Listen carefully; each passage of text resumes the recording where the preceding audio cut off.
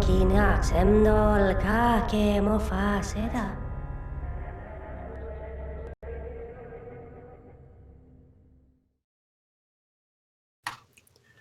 Welcome to Talking in Stations, a podcast about EVE Online. I am your host, Matterall. Today, we're going to visit with the executive producer of EVE Online. We'll call her CCP Segull and stay with game names. She is moving on from CCP within the next few weeks, and we're going to talk with her, and she's going to meet some of the people during the show and after the show to answer questions and tell us about herself and her new adventures and things like that. We're very much looking forward to that. It'll be the first time that we've had CCP Segull on the show. And also we have, we're going to start with some news, and she'll be on a little bit later, about a half hour from now. But first, let's do some introductions and then get to our first guest, Asher Elias, in just a second. But first, we want to say hi to Ashtarothi. Greetings, fellow Empyreans. I am Ashtarothi, commander of FedUp. Awesome. And Carneros. Good morning, everyone. I'm Carneros, CEO of The Bastion. Great. All right. Well, let's get started with Asher Elias. How are you doing, Asher? Good. I'm tired. I stayed up late doing some Fozzie stuff, so I didn't get a full night, but I'm here for you, Matterall, because I love you. You're awesome, man. I am a huge fan of the show that you do, the Asher Hour. It's a podcast too. And even if you haven't done one in a while, which you haven't, which I'm upset about, you can go back to that library and listen to it. These are very evergreen podcasts. You can learn a lot about how to fly in EVE and even the things that FCs have to worry about. Listen, you can have a campaign against darkness or a podcast, but you can't have both. All right. Well, we're lucky we have that to report. So the campaign up north against Darkness and Guardians of the Galaxy Coalition, you guys are taking on, where is it? Pureblind and where? Oh, that's where we're based out of. I think actually technically our staging is in Fade, NPC Fade. So, but it's all in that sort of Declan, Pureblind, Fade area that all runs together. So what led up to this, these events? Take us through it from the beginning. Well, we were bored. First, there was boredom. And you decided we need to do something, right? Yeah, that's pretty much the long and short of it. Like, there was no grand plan, or there's been some sort of like narrative from Darkness about how this is the prelude to invasion. Everyone get in fleet. We need to shut it down and all this stuff. And we just got bored. Okay, so you got bored. You took some what are called SIGs up there, and those are special interest groups. Yeah, it's and other groups and other alliances. Although I think Test has really adopted the SIG model, but other than that, people really segregate themselves by corps. So you might do a corp deployment or something like that. But in Imperium, you can anyone can join a SIG or a squad, which is our groups, and they're more like elective groups. Like, you're interested in this time zone and doing this thing, join this group. So just some of the SIGs like Black Ops and Reavers went up there, and then more recently Space Violence has joined. It's a really good way to make friends if you've joined a massive group, and or if you're temporarily flying at a time when not a lot of people from your corporation are flying, so you have other people to hang out with. It's also meritocratic, which is nice. When you look at the success of other, great space tribes like the Mongols, they did the same thing. The Mongols? I haven't heard of them in EVE. Are you talking about the real ones? Yeah. History for the win. In essence, it allows you to compartmentalize your efforts, right? So people can effectively self-report. I am interested in doing Black Ops. I am interested in doing these things, and therefore I will live to those standards. One of the problems that we run into is that it's like, well, we want all of our people to have this much readiness, but we also have people who may or may not even care about large fleet flights or whatever, because in faction warfare, you know, maybe somebody just wants to do Plex. So making it so that like an individual can say, no, I want to be held to this higher standard. I'm part of this larger group. Like that, it totally makes sense to me why you would do it that way. Let me ask you a question before you go on here, Matterall. This is unrelated to what you've discussed with me so far.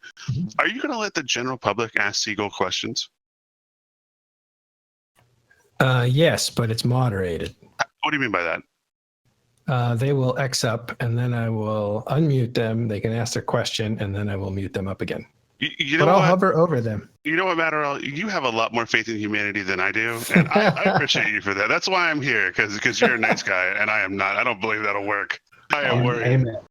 Amen. Well, listen, last time, this is how well it worked. We had Fozzie here, and we left the channel completely open, and Killer B was like, you're going to have a huge disaster. And I said, well, let's do it until it goes off the rails. Then we'll lock it down. It never went off the rails. One guy got aggressive at first, and then he realized, oh, that's not the tone of the place, and calmed down.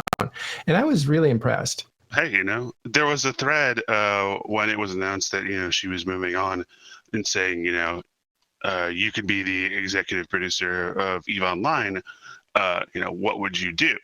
And in the thread, I read it through, and I likened it to asking a soybean farmer, what would he do if he was president of the United States, and all his answers relating to soybeans. The general EVE Online player is grossly unequipped to become an executive producer for EVE Online. It was eye-opening.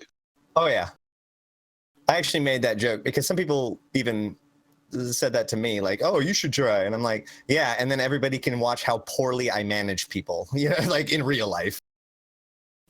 Yeah, well, you know, I think that people will rise up to the occasion. I kind of have faith in people, and when they make when they decide they are more important than everybody else, then they get blocked, and that's that. And people understand. One time we made a mistake because we had the Battle of 9TAC4, and there was 10 to 11,000 people watching us live, and I was kind of allowing people to come in, but the producer did too. Who did a great job, by the way, and he grabbed somebody that had a CCP in front of their name, and he blurted out some unfortunate stuff, but he was quickly, like, you know, thrown out. And then it became all right, don't let anybody in unless I look at them and okay them, because I've been at this a while, and you can kind of sniff out. Well, you know what? I'm not going to even say it, but it was a little weird when you grabbed CCP Wiener 42069. That was a little different for me. That wasn't it. 420 YOLO swag. Yeah. No, wasn't it? No, because anybody with the name CCP kind of has to be known. You don't just let in any CCPer because you know who that is, and that's what happened. Because we know the ones that usually communicate with the community and stuff. So, but that was the only time I saw something bad happen. It happened in front of 10,000 people, which is a real mistake. But that's what happens when you do this kind of stuff. But I'm mostly impressed because, again, most of the time, everybody's really cool. One of the big rules on Wikipedia, it says assume good faith, you know, whenever you're discussing edits or something. And I've always thought that was a good rule. And you're doing that in real life, so I commend you for it. Well, thanks. The last thing on that is that I honestly think that at first, because I work in technology, first you kind of lay down a policy saying, don't do this. This is not something we allow. And then when somebody violates that, then you lock the technology down, but not the other way around. Like I subscribe to that sort of a thing, with certain exceptions, of course. But you know, people want to know about, although we've covered it the last two shows, Asher, you've been up there, you've been punching holes in Guardians of the Galaxies. It's not lost on us that they are the Imperium's, say, secondary rival as far as people who are building kind of an empire. Like DRF is totally not doing it. There looks like they're collapsing. But Guardians of the Galaxies, or Darkness, has basically had a lot of ratting going on, or did, until you guys interrupted it. Did that figure in at all to the excursions, or did you just feel like picking on people who took your old spot? You mean like, was there a plan to disrupt them economically? Is that a consideration? Yeah. Not for me, once we were up there and like, someone like Aerith or Weasley or saw the results, they were like, "Oh wow, this is good stuff. Keep it We'll up." pay for that. Yeah, exactly. I'm often going to them with my hand out, "Please, sir, may I have some more?" And generally I get no more. But when you show the results, they're like, "Oh," they rub a couple pennies together for me every now and then. How does that work for an FC? You're an FC. That doesn't mean you control the budgets of these fleets, right?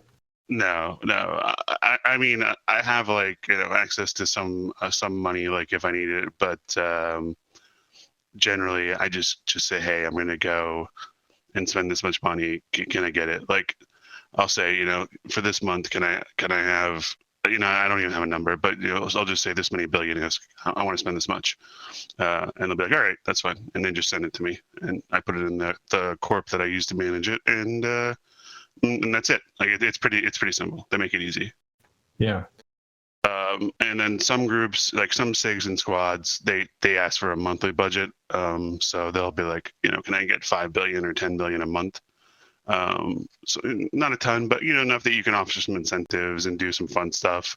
But I do it on a campaign basis, so I don't when we're not doing anything, I don't ask for any money. But when we are, I say, "I want this much money for the month," and I'll and they don't really micromanage me. They don't look through the wallet and say, "What did you buy with this, tennis?" Well, I think the way I've noticed it happen is that you guys say, "Yeah, we got bored guys," just like you said. So we're going to take them and do stuff with them through these SIGs. So you don't have to do it through a corp. You don't have to do it through, the Friends of a Fleet or whatever. It's actually kind of organized. You go up there and you play around and you lose stuff. And so they want to keep those prices low. So you guys can only fly certain doctrines. You show success and they say, "You're doing stuff, and actually it's in our political interest, so we'll up your budget. Now you can fly battleships." Is that kind of how it works? Yeah, I mean, I guess so. I don't really have like it's not like I want to fly this doctrine. Can I get the money for that? Like they leave that up to me. They don't, They don't manage that. Okay. I would hope that the decision was more controlled about like what is needed, right? So you get a certain response. It's like, well, we need this tool to counter what they're doing, and so then you get that. That's what it is. Like really the only time I would like ask for funding would be like if we wanted to say like, "Oh, guys, I want to pre-purchase 40 dreadnoughts or something, can I get the money for that?" And I've done that before. They're like, "Sure, yeah, here's the money," and then we killed 5 Titans with them. So like nice return on investment. Yeah, exactly. They were very pleased with that investment. Same thing when we killed those 5 Titans, initiative came, Snuff came, Fed Up came. Like, there were a lot of people who were like, "Yeah, hey, let's kill some Titans." And we sent for every Dread who died that wasn't in the Imperium, we sent them like $1 billion ISK or $1.5 billion ISK. I don't remember, but we sent every group, even though we didn't promise them anything, but they just showed up for the kills. But we still paid them for the Dreads that they lost because we're like, "Yeah, we appreciate you helping us out, and we want to help you out." Oh. All right. I think you're imagining more of a big nefarious strategic plan than is sometimes present. You get a combination of bored guys, you get a certain amount of budget, you get an obligation to feel like you need to provide some content for them. And then at the same time, you got an opportunistic power vacuum caused by pandemic horde pulling out of the area and moving somewhere else. Well, I would say that the last part doesn't actually factor into it because when we came up here, Horde was very much entrenched and had not planned on leaving. Oh yeah. Okay. Well, some of the later groups, that was part of thinking. Wait, Horde leaving, how badly, how did that change things? Well, so when Horde was here, generally when we fight, we would be outnumbered 4 times or 5 times. So we'd fight 5 to 1 or 4 to 1. We were getting 55 in fleet, and they would show up with 250. And then if we herfed, we would get maybe 80 in fleet, but they would counter herf and they would show up with 400. Explain herfed real quick. Just hyped it. If we told people to come, we pre-pinged. they would do the same thing because they would see it, and then they would come. They would show up with 400 people, and by and large, we still won those fights. Especially early on, they were very disorganized. But Horde provided so many bodies, and it's like major space fights writ small. There becomes a point where more people is more valuable than anything else. So we always had to pick and choose our spots, and we still do, but it was even more so when Horde was here. When they left, it was a really bad for GOTG. GOTG. Now, at the time, I don't think we realized it, but GOTG was really relying on Horde, and I don't think they believed it, and I don't think Horde knew it, but it's become obvious in retrospect. Yeah. One thing that we observed, at least, was that Horde wasn't highly committed to that area. They were off doing. They were in multiple places, and so. Because we had been skirmishing with Horde for quite some time, even before the Imperium showed up. Who is we? Just explain that real quick. Sorry, Fed Up in Galmilistan. So we faction warfare Galente side. Okay. Correct. We took some space in Cloud Ring. Specifically, Fed Up is in the Asalot constellation, and so we fought with some of the smaller forces of GOTG and Horde prior to the Imperium showing up. Once the Imperium showed up, they seemed to be far too busy to be worrying about us anymore. You got that sort of mix-a-lot space, huh? Yes. One thing that I do really miss about Horde is that it was on demand dropping or killing ratters, because they had such a small pocket of space. They really believed in density.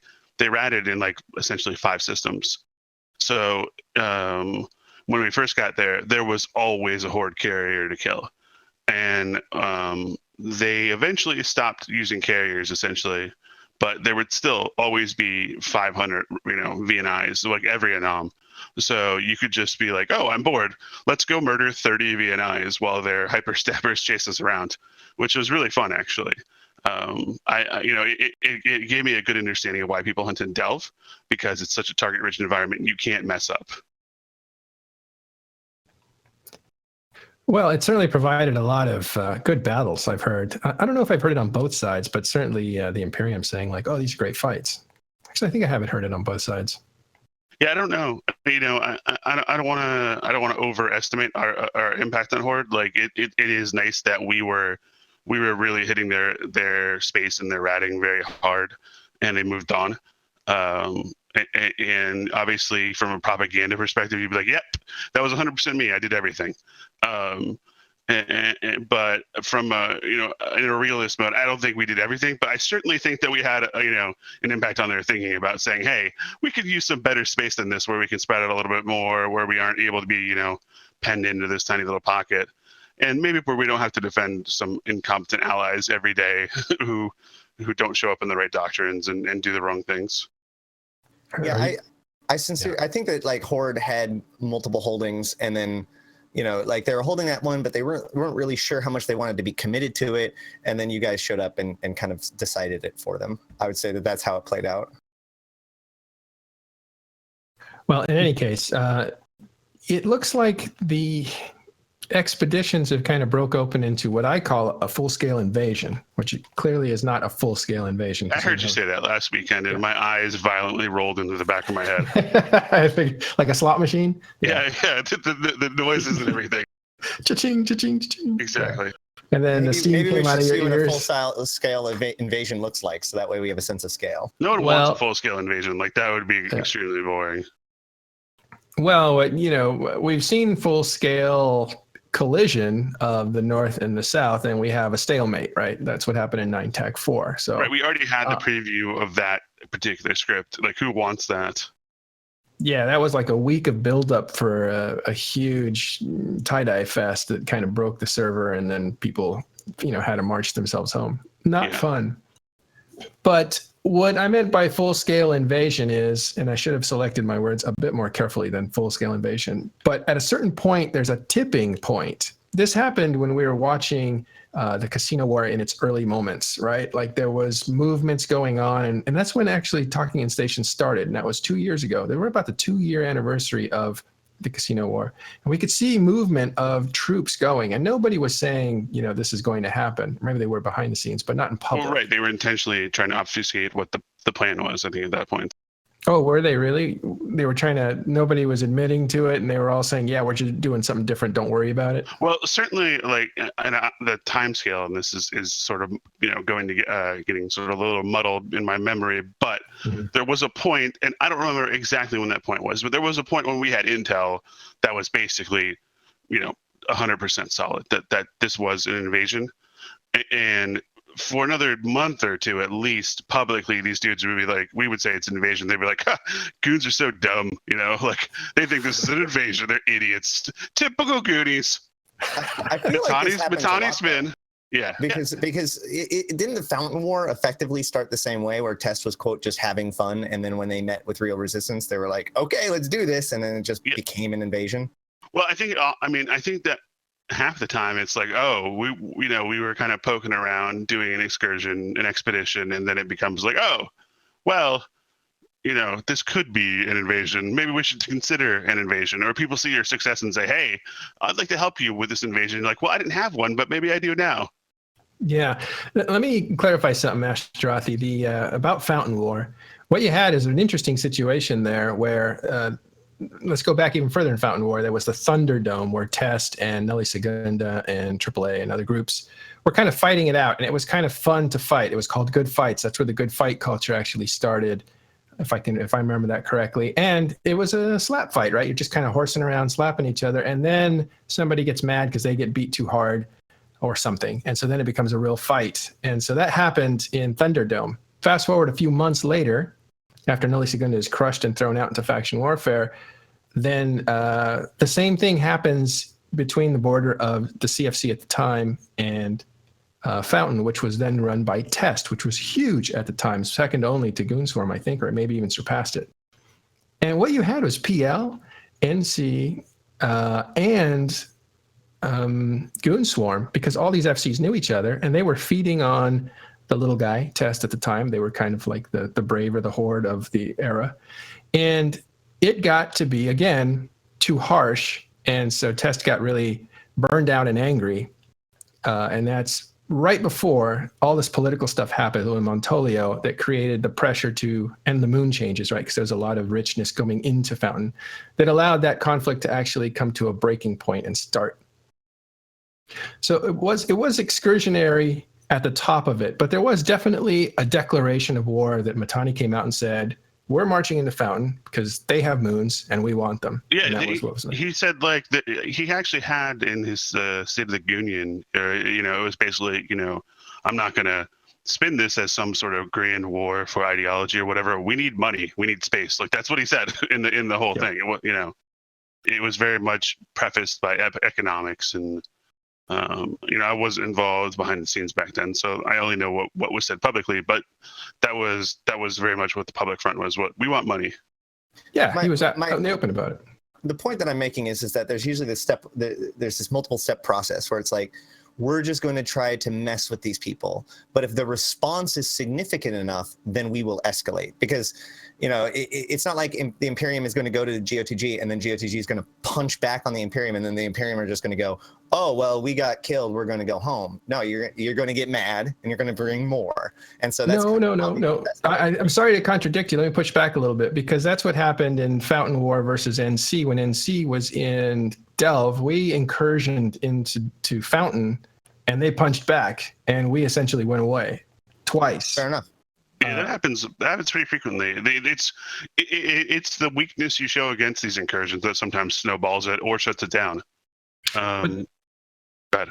And you mentioned the full-scale invasion, and the reality is those aren't as fun as they sound.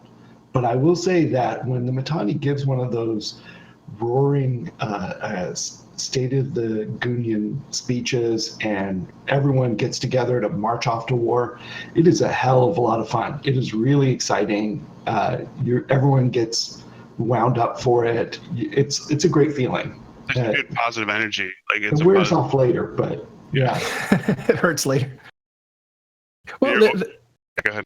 the point that I'm trying to get to, and Ashtarothi brought it up, and that's exactly where I wanted to go with this conversation, is have things changed? Because before, you used to have war declarations, and you put things on the line, much like Triumvirate did when they decided they were going to attack FCON until the death. They put a lot on the line at that point. They say, we're going to attack these guys until we die or they die. And at that point, you're in it. But what we're seeing from you guys and other groups is these excursions that are not invasions, they're just trying to have fun, and then they're producing stuff, and then it's like, oh, okay, well, this is fun. Let's see if we can dislodge them from their SOV. And that's when I said, this is an invasion. It looks like they're horsing around, but I think they're bringing up some stuff that's going to try to dislodge their sovereignty. And that, to me, is an invasion. Well, you said dislodge is the right word because, I mean, you talked about how there was a war in Fountain that wasn't ideological; it was economical, right? Like Matani says, we need moons, we need money, we need space. You don't need that currently, right? Like there's no impetus for goons to spread out, and so when you say dislodge, like if we dislodged GOTG like out of their space, would we have pop a champagne cork? Yeah, we definitely would. It'd be really funny, but we don't, that would be it. We wouldn't be like, all right, and now we're going to move in because we don't have any desire. It would be a negative for us to do that, right? So there's no economic impetus for like this full scale invasion like that you may want to see. Certainly, as like an Eve journalist, that's a much more interesting time. But you're not going to get your wish if that is it because no one wants the space. Like you would need someone to install. Like if you wanted to do that even. And who is that? Like that group doesn't exist. Oh, that's a good point. You need to install somebody to take up that space, or it creates a vacuum that they can kind of come right back into, and then it was a waste of effort. Interesting. Well, you have people like Fed Up, right? Aren't you guys allied? Yeah, hey, Ashtarothi, do you want to move in immediately next to NC.'s Superfleet? You would also be relatively close to PLs. Oh yeah, that sounds fantastic. Especially because you're right now. How's it going with your personal conflict there, Ashtarothi? Can you explain that a little bit? Yeah. So after the Imperium came in, that kind of left this vacuum because GOTG and their dudes stopped harassing us nearly as much, as I pointed out earlier. But what unfortunately happened was it made it so that Tissue kind of saw an opportunity, and so for the last month they have been pretty pushing onto us as hard as they possibly can through every single tool that they have at their disposal. And so they've been putting pretty high pressure. And then most recently, GOTG hired Black Legion to help them out, if I remember correctly. But I guess you guys in the Imperium aren't doing a good enough job putting on pressure or something, because ELO is finding a lot of time to come and help Tissue with their timers and picking on us. So we're still fighting back, but now we're Galmilistan and we're fighting against supers and stuff, but we're still hanging in there. Yeah, I have no interest in fighting ELO. If you get paid to do something, you shouldn't enjoy it. You should. That's my take. I don't know if I really wanted to be fighting ELO, but it was fun to fight and win the other day. So we had one big fight. They reffed our Fortizar, so we pulled together all of Galmilistan and you bloobed them. You bloobed them. We blobbed them.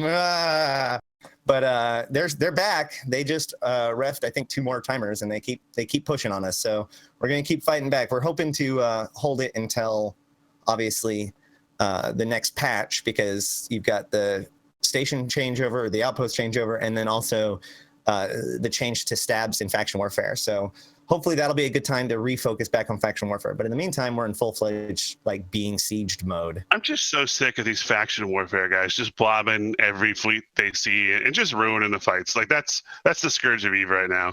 It's funny because literally 2 months ago or a month ago, I think it was somebody from GOTG was saying only scrubs put their mains in faction warfare and how scrubby we all are. And then all of a sudden now we're the blobbers to the nullsecers. So I guess you can't win. You can't.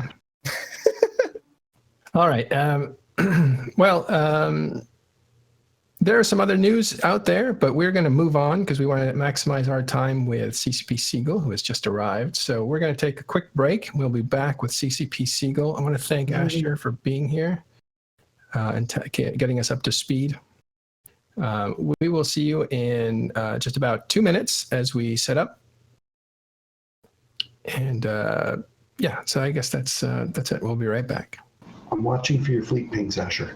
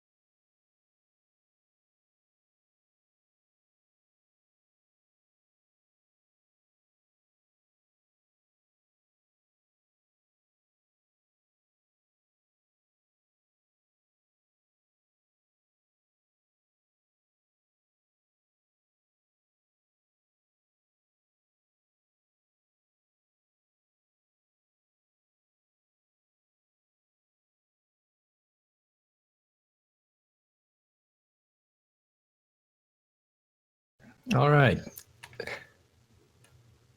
Welcome back to Talking in Stations. After a brief break, we've made some technical adjustments, and we are happy to report that we have with us today the executive producer of EVE Online, CCP Segull. How are you, CCP Segull? I'm good. How are you guys? Are you still going by that name? Or shall we start calling you Andy now? Hey, sorry, I have some double audio going on here from, hold on. Oh yeah, just mute the stream.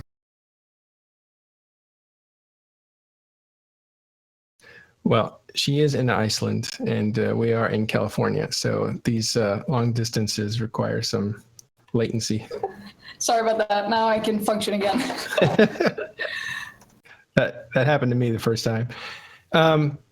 So you're still CCP Segull. When are you departing CCP, actually? So I'm here until the end of June. And so I guess until that, I will be CCP Segull until my last day. Will that be weird, not being called Segull anymore? A little bit. I think whenever I meet EVE players, that'll be me for the rest of my life, probably. Yeah, it's kind of like a tattoo, isn't it? Like some people always see you that way. Yeah, but I wear this with pride for sure. All right, well, we'll talk about where you're going, but first we want to talk about where you've been. And even before that, we want to explore what the position actually is. So the first question is, what is the executive producer's role at CCP? My favorite question. It's funny because these roles, of course, mean slightly different things in different companies, and so depending on who I'm explaining to, I choose different versions. And if I need the simplest version, it means the executive producer is the boss of EVE Online, right? But then, of course, the next question is, well, so what does that entail, right? What kind of work do you do? What exactly do you boss over, and so on? And so in CCP, obviously CCP does more stuff than EVE Online, even though EVE Online is the biggest project.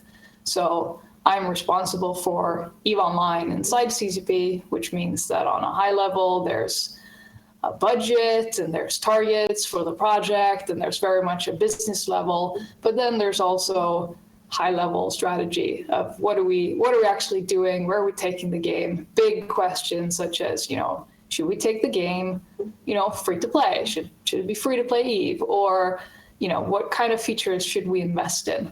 But then very rarely, more low-level design questions such as, how many slots should this ship have, and so on. Those are some of the most common misunderstandings, is that I'm somehow involved in deciding how many high slots the Hurricane should have. Right. Well, so obviously you're not involved in the minutia. And if I'm not mistaken, one of the things I heard you say or someone say about you was that the executive producer seemed to be like a top-down position, and you kind of reversed that and became more of a facilitator of getting the teams what they needed rather than telling them what to do. Is that fair to say? I would say so. I mean, in any project like this, it's always a mix of those things. But I think that what I brought was more of a mindset to say that the work that happens the closest to the players, that's where we're making something of value. And you can view your leadership role as a servant position to those who are making the actual features. That doesn't mean you never decide something, or that you're sort of a passive or neutral facilitator, because facilitator can often have that kind of ring to it, that you sort of bring nothing to the table. You're just trying to make people collaborate somehow. And I've had a lot of influence on what we're doing on a high level, but with the mindset that my role as a leader is to make sure that those who make EVE Online can do their work, and also to try to shift decisions closer to where the most knowledge is. That has been my general mindset for how to try to set up the development organization. And that has sometimes worked very well, and sometimes it has been, a bit too radical for some people. And yeah, I think it's been an interesting journey to try to apply that mindset. Well, and I'm glad you saw through that question to the other side of it, was that, how passive are you? Are you just, making sure everybody has a budget? Or are you actually influencing the game? Over the last 4 years, have you been putting priorities, setting priorities, and even just strategizing what the game is and how it should evolve? And so I'm glad you kind of cleared that up, that you do have influence in that sort of a thing over the last 4 years. Yeah, lots and lots of influence. Like you said, it's more the mindset for how you do it. I remember, well, before I get into my question, I remember that when you first took over as CCP Segull, and you first took on your name CCP Segull, at the time Gesture Trek was still a big blogger, and he made sure to point out that the word Segull, and especially when it comes to management, means certain things, and it's good to see that he was afraid that maybe you would have a more hands-off approach because of that, but it's good to see that that is not the case. Where does the name come from, by the way?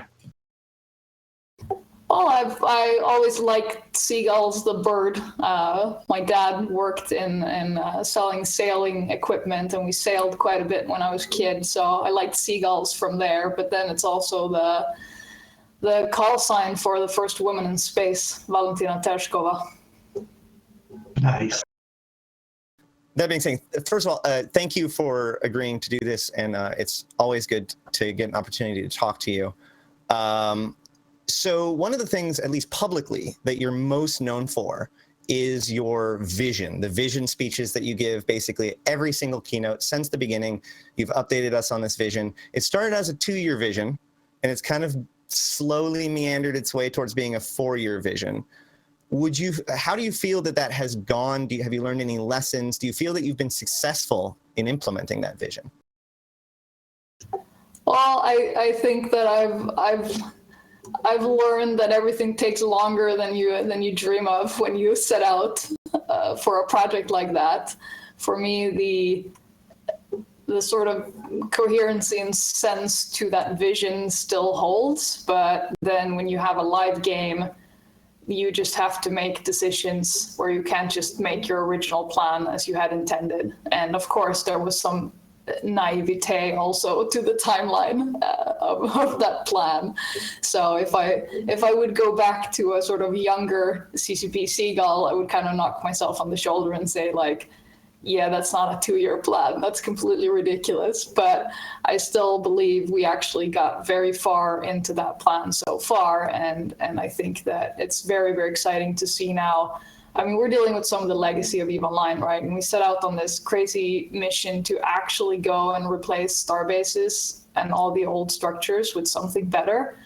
And that we're actually ending the kind of end of that roadmap now, which was always the idea, to make this massive upgrade to what you can build in space and how you can colonize space and be able to hand this over into player hands in a much more ambitious capacity. And we knew that if we wanted to do that, I mean, we've been on that mission for quite a few years with EVE, is that, everything should be player run, more or less, right? If we can make players do it, we should. Why should an NPC make this item? Well, no good answer, really. Let's have players make it, right? And same with the structures. If we want players to operate the infrastructure of New Eden, then it can't suck as badly as the just overall user experience did with player-owned starbases and a lot of the other structure and reactions and even industry. I mean, that's why we also started with industry. I mean, this is now such a long time ago that people, I think, forget what industry used to look like. And yeah. And we knew that if we want players to make everything, that has to be a way better experience. So we've really tried to go over a lot of these systems like that. And then we have gotten to some of it, and we haven't gotten to other parts of it. But I think that if we look at the state of the player features available for building infrastructure and colonizing space, before and after, so to speak. There's been a huge transformation that we're almost done with that I'm extremely proud of, even if we haven't gotten to everything yet. Well, so the bait at the end of your vision has always been new space and stargates. We are now getting the Abyss, which I must confess was nowhere near the new space that I thought that you were referencing when you referenced it all of those times. Was that the original intent? Was this what you meant when you said new space, or is there more that you kind of were implying? I mean, these ideas, of course, evolve internally, and I think it's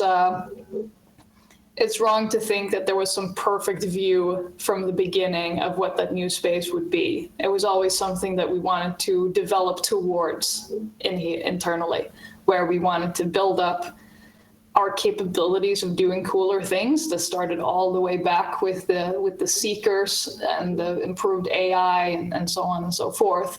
And we've really been doing a lot of work behind the scenes to kind of upgrade our toolbox to get to a place where we felt we could deliver a new space worthy of the name, if you will, which is something I was kind of saying already at the beginning there. And I think there are kind of two tracks that we are on now, is to build on the structure side, on the infrastructure side. We're building towards being in a place where we can actually let players build stargates, both to mess with existing infrastructure in the game in a feasible way, which is easier said than done. This is not something you snap your fingers and just put in the game, right? We've had this vision back in the day, that every thing should be destructible, right? You should be able to build everything, and if you can build it, you should be able to destroy it. And now think of a simple way to do that with existing stargates, right? It's easy to think about, and it's not so easy to just, make as a actually functioning design that adds to something to the game. So while we can kind of think that would be cool, it's somewhere where we want to get eventually, but it has to be done with some serious, not just caution, but there's no design, in a drawer somewhere here where we know exactly how we would do that. We're just waiting to get there.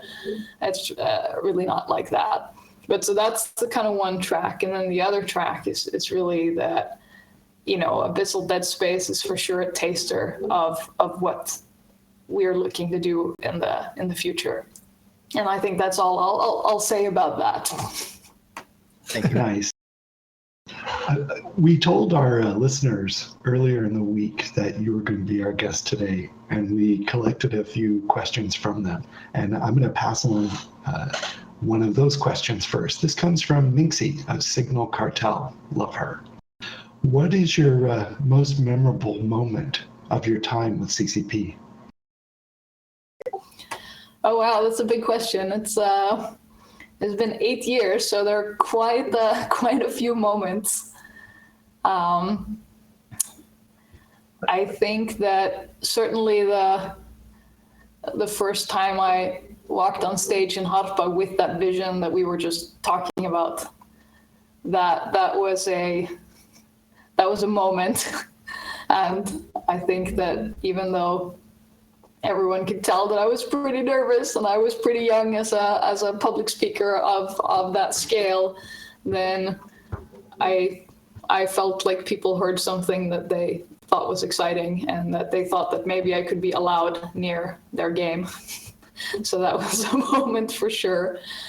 And then I think that some of the behind the scenes stuff as well around when we launched Clone States, that's one of these things that was obviously like a huge process internally before players got to see those plans. And we thought we had come up with a way to do this that had pretty much only good things and not really any bad things with it, but we also were worried and knew that if we communicated this in the wrong way, this could go very, very wrong. And so we had some, high stakes secrecy going on. We were actually pulling through a fan fest and a CSM summit, I think, while working on this, or while we had decided to take this route. And actually nothing leaked, nothing came out. People heard about it the first time when it was actually announced, and then that people understood what we were trying to do, and for the most part did not freak out. And that was certainly a moment for me, because I put more or less my heart and soul into trying to really make this go well. That brings up an interesting point. Did you have a follow-up, Cornelius? No, Ash Dorothy did. Oh, Cool. I was going to say that, I remember that speech that you were talking about, and you have obviously grown as a public speaker incredibly since then, and it's been great to see. At the same time, you also, like, one of the biggest things that CCP has done, or Eve has done under your leadership, is kind of change the way that the player base thinks about specific things like industry, like mining and all that stuff.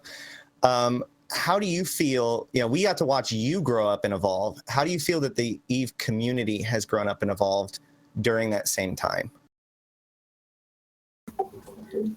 I think I would say that when I started at CCP, and for a couple of the first years, I think the community, before I took on more of a leading role on EVE Online, and kind of early during the first years there, I think there was much more kind of hostility from established players towards new players, and this big kind of fear that CCP would turn the game into something only for new players, or that somehow it was like a strange elitist stand that at the same time took the game for granted, and wanted to kind of keep the plebs away, or like some such kind of mindset. And I feel like that is one of the biggest shifts that I have felt in the community, is this I don't know how to express it really, but more of an appreciation for the game and that it exists, and more of a joy to bring others into it and show it to other people, instead of kind of a more elitist stance of saying this is the hardcore game for hardcore people, and if you can't handle it, fuck off. This is a big change that I've experienced. I said something earlier about wanting things to go well. And I think it's very important that to note how many things you ushered in that players said they didn't want, and you were able to do it. What are you thinking about that specifically? So many. Well, like alpha states and skill injectors. And I mean, like, there's been a lot of major changes that have seen a lot of resistance, but once introduced, I think has actually been pretty successful. I mean, the way we've approached that internally is that, it's kind of two things, right? It has to be a solution that is really made for EVE Online and doesn't just kind of copy paste what some other game is doing, because EVE Online, especially because of the player-driven market, is quite different and not comparable to many other game experiences. We can still learn from what other games are doing, but there is some kind of translation that has to happen. And so whenever we have tried to do something that we think is good for the game, we make sure that we really adapt it to what EVE is and what EVE needs. And then the other part is that we make sure that we have really solid ground to stand on, like design-wise. We really hammer on it internally, and kind of we know that we have a place from which we are really willing to defend it, like the core of the design, like in skill trading, right? It's like we knew that this mapped to how EVE Online works, and that letting players basically extract and trade this asset fit into how things work in EVE Online, and that this was the way to do this which basically resolves things for two sides of the equation, just like Plex does. You basically have a setup where you have two happy players who are willing to trade something between themselves. And if it's like that, CCP takes a little cut on that trade.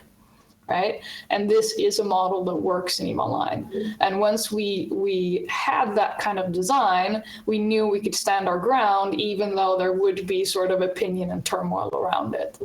And that's how we've done all of these major changes, is that the core of the design, the core of the strategy we're taking is something that we really truly believe in, and then we're ready to kind of defend it, especially against people who are like, oh, it's a slippery slope, you know, next skill injectors will be sold in the New Eden store, and we're like, nope. And same with the daily skill injectors, for example. It's like, oh, they're selling skill points now. It's like, well, technically that's a technical implementation because it was hardcore complicated to sell skill training only. But no, we're not. Like, the time limit makes it a training speed, not an injector. A radical difference between being able to inject as much as you like straight out of the New Eden store versus training a little bit every day, even though the sort of core implementation happens to be an injector, right? So once we know the sort of ideological foundation of something like this, we're just like ready to stand up for it, but also communicate it in a way where I've done a lot of this thinking and work to try to really get across to players what's going on, come out with it in a completely honest fashion, try to give people, not tell them up front whether it's good or bad, but try to just say, this is what it is. Make your own decision about what you think, you know, whether it's good or not. We believe it holds up, and that's why we're willing to not try to basically sell something to you in a way that's artificial, or we're trying to strong arm you into somehow agreeing with something that you don't actually agree with. And that's how I've worked with the CSM always as well. It's like, we're not trying to sell you something. Like, you don't have to agree with us. If people on the CSM, we explain something to them and they still don't agree, it's like, just, you know, go and tell the players that you don't agree. Anyway.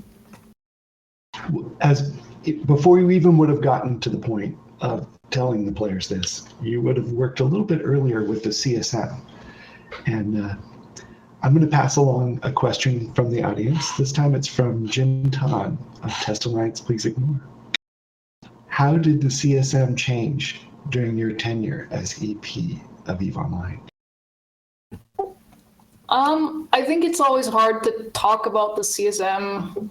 There are some ways we can talk about the CSM as a unit, but it's something that I've also told a lot of CSMs, is that you are actually elected as individuals. And while, of course, some of the behavior affects how CCP works with the CSM as a group, the CSM doesn't have to agree internally to be effective, for example. And I think that there was a couple of rounds of CSM where there was a lot of drama because people tried to have one opinion come out of the CSM. And that caused a lot of weird politics because, the idea was somehow that for the CSM to be effective with CCP, they needed to stand united somehow. And I think that's something that has changed with the last couple of CSMs, and that has both to do with, I think, the people who are on there, but also with how we run it internally, which has changed, you know, over the years, and how well we frankly have managed to make people feel like they can have a voice and are able to impact things. I think that matters a lot as well. I think maybe during the years where people felt they had to sort of unite and scream, basically, is partly because the way we had things set up was maybe not optimal either. So how we treat it matters a lot, I think, for how CSM functions. I think that also speaks a lot to that cultural shift that you were talking about before. I think that prior to your tenure, there was definitely this idea that if CCP messed something up, it would be left messed up. And so there was a lot of like anxiety about every single step of the way being done right, if that makes sense. Because if CCP didn't have their eye on the ball, we got things like Incarna, which as I said, made a lot of nervousness. Well, if I could add to a couple of things that people were nervous about were the Plex changes. That was a very big change, changing it from 1 to 500. And then there were overviews that people seemed to like quit the game over. And I think that actually lent a lot to scale, because you could see the little body floating in space, and now you could see how big your ship was next to it. And it just, all of a sudden, we had scale. These are things that people were like terrified of, and you seem to usher everybody through all these valleys. And here we still are. And I think the game is probably in its best shape as it's ever been. Thank you very much for doing that. We're focusing a lot on the challenges, but I want to read from Lothar Mandrake in Twitch chat, who says, "I started EVE in May 2016. You were the first face of CCP I saw, and your interactions with us helped me keep playing. At times, you gave me hope when when everyone else was talking doom and gloom. You will be missed as EVE's premier optimist."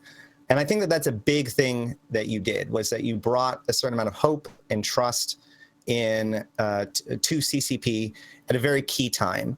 That's my favorite accomplishment of yours. What is your favorite accomplishment as executive producer?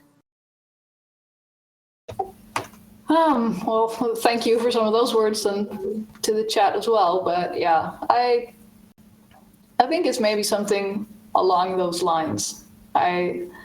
I always had and still have an enormous optimism for what EVE is and what it can be. And I think that regardless of how many years it's going to take us to deliver on some of the vision and so on, that has been a really important thing for me to try to bring, is this sense that no way are we somehow giving up on EVE Online, right? Because you have this EVE is dying meme, where EVE is always dying for some reason or another, right? And some kind of fear that CCP somehow would have like EVE in maintenance mode or whatever as VR, or some other project kind of took off. And I have taken that role a little bit, also because I have deep personal belief in it, is to really get that across, that is just nowhere on the table even that we would somehow abandon EVE, right? That no one should think that that's a relevant thought to have in their head. And I think that trust has come over the years, as this kind of gets repeated. This type of mindset is just shining through what we're doing. I think that that is one of these changes maybe in the community, that people have slowly stopped fearing that we're gonna either completely mess things up or abandon EVE somehow. And people still, of course, think we mess things up on a more detailed level, but these discussions have kind of moved from the entirety of EVE Online to this particular feature here, Right. Yeah, you're actually a contradiction in many ways, because first of all, if you look at the first years of EVE Online, there's a lot of pride, and we're going bigger, and the expansions are bigger and better, and nobody's doing the kind of stuff we're doing. And it was it seemed very Viking, because it's from Iceland. I guess that's how we took it. And then, oops, they fell into the ice. They fell through the ice, and there was a big cold shower. And it's oh, we've got to fix all these things. And John Lander came and did a series of fixing, but it still had that overtone to it. And then here comes you, and you're very humble, and you're not a huge personality, and you slowly go about your work. So was there there's just a whole different culture shift. All of a sudden the feeling that CCP was listening started to happen, especially from behind the scenes, I think. So you just seem to and also you're female, and the guys that were in charge of all this were male before. So you're a different type of face, and you broke at least 3 or 4 different molds when you came aboard and stuff. And so your legacy seems to be pretty exclusive to you, in that you were like the least likely and the most capable at the same time. I think that's very interesting. Just looking at it from a perspective of being a player for many years, to see like that happen was, withstanding all the pressure, not the community, but also I'm sure the company and the culture and whatever. But I think Asher's still with us, and he has a question for you about Iceland, right? Oh yeah, I was just curious because I've heard a lot of Americans talk about I moved to Iceland to work for CCP, and this was the changes. You came from a Scandinavian country. Was it a culture shock? Was it a lot different, or did you kind of slot right in? I'm kind of curious about that. I know a lot of people in all the Nordic countries due to my LARP pastime, where we have a conference that kind of alternates between the Nordic countries. So from seeing kind of all of them, I usually tell people that it's about 80% the same. Like there's a foundation of sort of social welfare and Nordic-based culture that is very similar, but then each country has 20% or so that is distinctly different for each Nordic country, and that makes them very still unique places. So I mean, Iceland is very similar in many ways, and it's very easy to fit in here as a Nordic citizen overall. But then with the nature, with the isolation, with a lot of stuff that comes from that in the culture as well, it is quite different. And I'm actually quite curious how it's going to be when I move back to Sweden now, because I think I've become quite Icelandic while I've been living here. So we'll see how it goes with encountering Sweden again. That is quite more structured than this place in many ways. Bringing this back to what we were just talking about a little bit when it came to kind of the cultural shifts and the relationship between CCP and the player base, one of the comments that we were talking about, or that I've been seeing in the stream chat, is talking about customer-focused versus company-focused philosophy. And one of the big things that you are well known for outside of CCP that a lot of people might not know is design by participation, big advocate for this philosophy. And you really brought that to the EVE, or CCP's culture. Why don't you briefly describe what that means and what sort of effect that has had on the way that CCP builds EVE Online? Well, that's a small topic. I would say that, first it's interesting to make a distinction between there's what a lot of people call participation design, which is basically where you kind of partner with your customers to make something, where you involve players in the design work on something, for example. And we, of course, have aspects of that going for EVE Online as well, with the CSM and with, just feedback back and forth with the community. But the thing that I'm usually speaking about in other contexts and so on is what I call design for participation, which is something that you can, it's more of a design perspective, and it's not something you have to involve your customers or players in actually at all. But it's recognizing that you're really designing something for having players interact with each other. And there's a lot of product design mindset, which is breaking down different user personas and different types of players or whatever, but the focus is very much on how are those people using the game or the product? How are they playing, right? So you might have, some features for a certain type of player and some other features for another type of player. And designing for participation is to kind of shift even one more step, is to say, what are these players going to do with each other?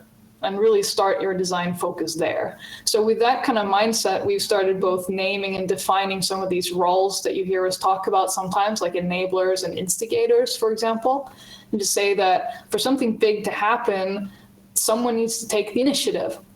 And you can map this to other communities, whether it's Discord or Reddit or EVE Online. Someone decides, I'm gonna run a corporation, or I'm gonna start a subreddit about something, or I'm gonna run this Discord over something in particular. And they take that initiative, and they need a certain tool set. And then you have people on different levels who might join something that already exists, or you might become a facilitator to something that already exists. And just naming and realizing that these roles exist and that players can kind of just work directly with each other, solving these things together, that's a design perspective that just gives you a slightly different like approach. So examples of how you can change your thinking here, and it's not to prove that this is always a perfect thing or whatever, but if you look at the overview in EVE Online, right, it's a pretty complex beast as a feature. It's and all the settings you can make for it, and it's a bit of a, there's something steep there to get into. And in a more traditional design mindset, you might say, okay, we have to fix the user experience here. The game has to be smarter and smoother about this. Setting up the overview has to be way easier. And, maybe we should even simplify the overview, and maybe there should be less stuff on it, because if there's so much stuff, it can never be made easier. So we must radically simplify this. And there may come a day for that, right? But with a participation design mindset, you rather go, okay, what if we have players help each other with this? Someone will take the initiative to set up a good overview, and if they can just share that work with other people in a really easy way, then one person can take the initiative to solve this problem for hundreds of people, even thousands of people. And you can do it in relation to exactly your needs. You can make an overview that's just for your group. Right? And this is a completely different angle to solving things than thinking that it's always the game or the software that has to solve everything for people. So you get a different kind of viewport on some of these issues. And same with, of course, when we're designing for, player-built infrastructure, then it's all about, why is someone going to want to build a citadel? Why are they doing that? What are their incentives for it? And how are people going to join them? How can people help them? And so on and so forth. So that's the kind of perspective that this kind of thinking brings. So one thing I find very interesting is that you came aboard CCP 8 years ago, I think, and you came aboard to work on the Carbon engine with John Landers, if I'm not mistaken. And you two worked on that engine, which was state of the art at the time. And now you're going to work at Unity, which also does engines.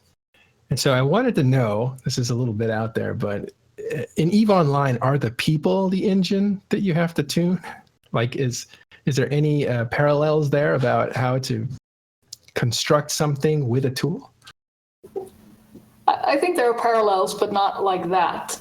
It's more about, there are a lot of tools in EVE Online where we make things so that players can then make things that they want to make. And in EVE Online, it's a space empire or a corporation and so on, but we make tools so that you guys can do stuff that you want to do. Of course, in EVE, the frame for what you can do is much more narrow than with a full-blown game engine like Unity, because there people can make a way broader spectrum of things, from movies to games to whatever. So it's a wider platform, if you will. But in many ways, the mindset is the same, and why I always loved working on EVE Online, and why the step is maybe not so far from engine to EVE, because I think of it a lot as a platform for people to do and make things that they care about. Parents? Julius Doctor of Iron Armada asks, "What is there something that you wish you could have accomplished before you left? Is there one thing that you wish you could have gotten around to?"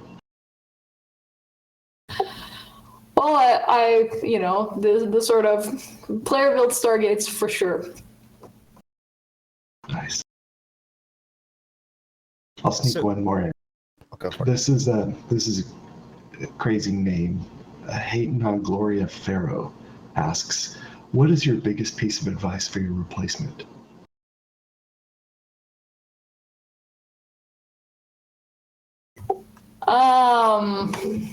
Tough question. For those that can't see, he's got a big smile.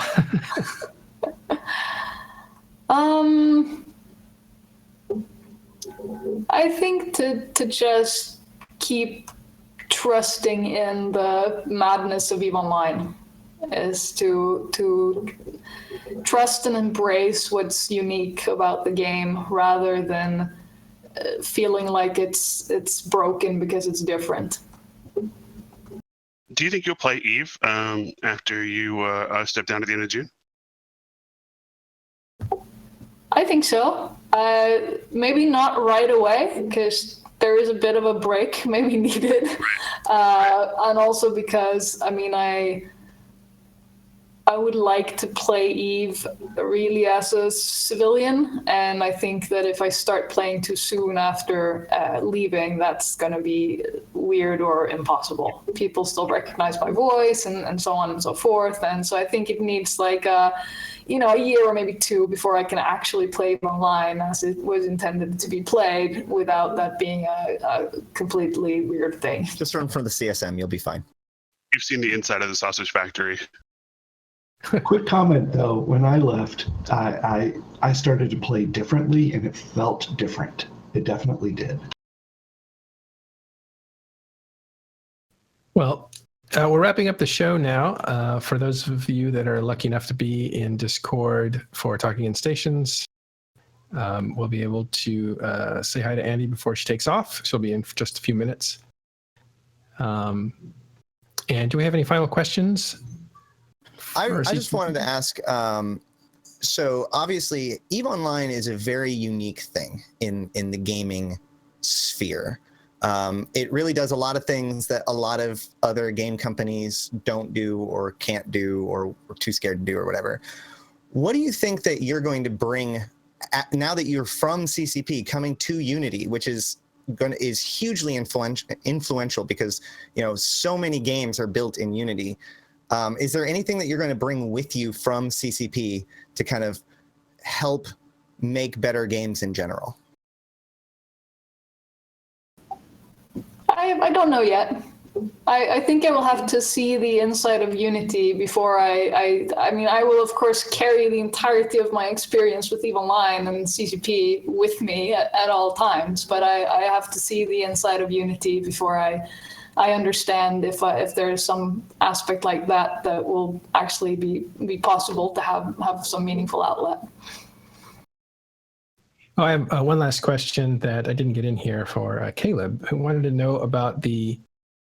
There used to be a plan that you would unify like the various games around EVE Online. I think it was called Total Eve or something like that, or Complete Eve. And he was wondering like what about that old roadmap, the roadmap before you came in and said, here's the roadmap where we're going to change things in SOV and in corporations and other things. Before that, there was that other roadmap. Is that one just completely gone?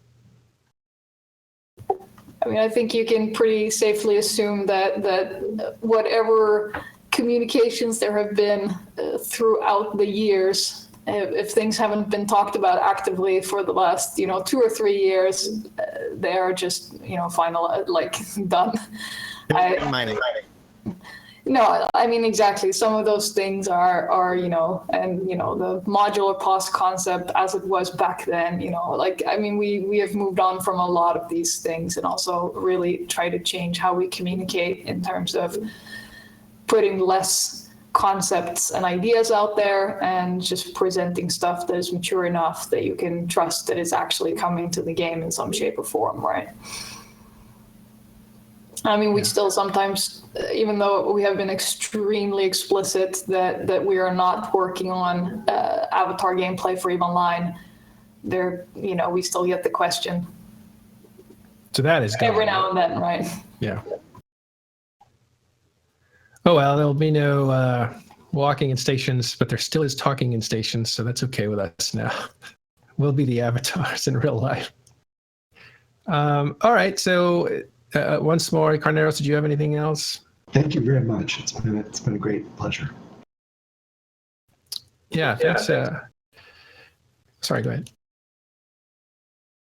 Having me on the show for a little chat. It's interesting to reflect a bit on the time as executive producer. Yeah, well, it's and this is interesting to me when I look at. I always like to look at you guys, CCP, to see a reflection of us in the hopes and dreams that we put on you, because I think there's so much investment in the game over time. I come across people who've been around a long time, and you can see they've been around a long time. They've done a lot of things. They're kind of cynical. Some of them are super happy and they just go about their game and their business and they're totally fine. Others are newer, but you can see the fire in them to absorb as much knowledge as possible. Like they're who I was 8 years ago. They're reading everything. They're thanking us for doing this show and introducing people like you to them. And there's a lot of ambition there. There's a ton of ambition going on with people like that. So it's neat to see, for us to look at you and say wow, all that responsibility that you have, that one word that you say can just wreck somebody's investment in the game, because you said, yeah, we're going to introduce Plex, or we're going to introduce icons that look a little bit different, and they just explode because they put so much into it, and now it's going to change, and so their advantage might go away. And just, that's a ton of pressure, isn't it, to not upset people, but at the same time move the game forward for other people? It's a bit of a tightrope to walk, for sure. But yeah, I always took that very seriously. I mean, people's investment in the game, I've always had an enormous amount of respect for it, and kind of refused to take ideas such as oh, people just don't like change, so you just have to steamroll them somehow. That's something that people say sometimes. And I just people are always coming from somewhere, and they have legitimate concerns, and it doesn't mean you always do what people ask for, but people have at least, should be given the respect to be heard, and what their concerns are and why. And because it comes from this level of deep investment in the game. And I have a huge amount of respect for that, and always had. Yeah, and that's, so that begs the next question, which is, where is the game going? Give us some inside scoops here on, is that roadmap still intact that you put into play? Are we still along that path? Are you even going to have a replacement? Is there going to be another?